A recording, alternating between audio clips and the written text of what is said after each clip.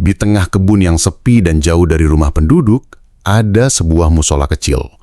Katanya dibangun sejak zaman dulu dan gak pernah benar-benar kosong. Karena setiap malam Jumat, ada yang masih datang buat ngaji. Bukan manusia.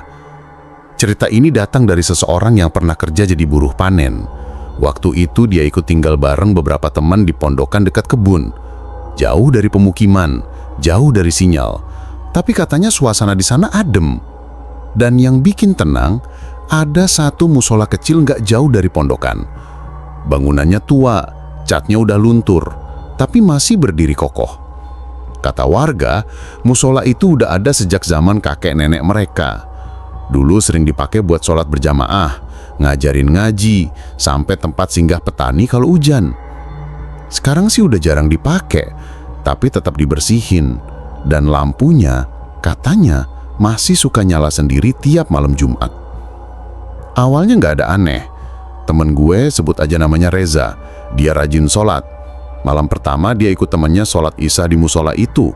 Lampunya redup, sajadahnya udah tua, tapi tempatnya tenang. Setelah itu dia balik dan bilang, enak juga musolahnya. Walau tua tapi hawanya adem. Malam kedua dia balik ke sana sendirian. Pas lagi duduk-duduk setelah sholat, dia dengar suara orang ngaji pelan. Lantunan ayatnya indah banget, halus. Tapi gak ada orang lain. Dia tengok ke kiri, kosong. Tengok ke belakang, kosong. Tapi suara itu makin jelas, dari arah mihrab. Dia maju pelan. Tapi saat dia sampai di depan mihrab, suara itu berhenti. Hening. Dia sempat mikir jangan-jangan ada warga yang mampir. Tapi anehnya, sendal dia masih sendirian di luar. Dan di dalam, dia ngerasa seperti diperhatiin. Besoknya dia tanya ke warga, tapi jawabannya cuma gini. Kalau malam Jumat, lebih baik jangan ke musola. Kecuali kamu yakin yang kamu temuin itu masih manusia. Malam berikutnya, Reza nggak tahan. Dia penasaran banget. Dia balik ke musola. Kali ini bawa HP buat rekam suara. Dia duduk di saf belakang, sekitar jam 10:30 malam. Awalnya nggak ada apa-apa, cuma suara jangkrik dan angin. Tapi jam 11 lebih sedikit, azan. Bukan azan keras, tapi kayak suara azan anak kecil dari dalam musola. Nggak lama, muncul bayangan lewat di depan dia. Tapi nggak ada siapa-siapa. Bayangannya aja, cepat.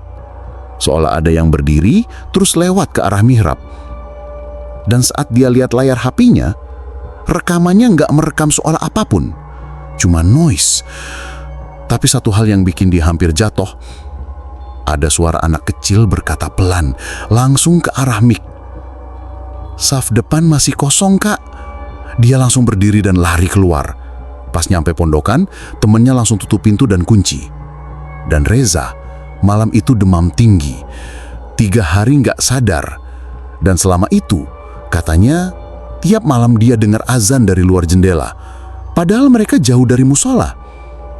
Musola itu masih ada. Kadang lampunya masih nyala sendiri. Dan katanya, tiap malam Jumat ada yang masih ngaji di sana. Tapi, jangan pernah duduk di saf depan. Karena saf itu, katanya, udah ada yang punya.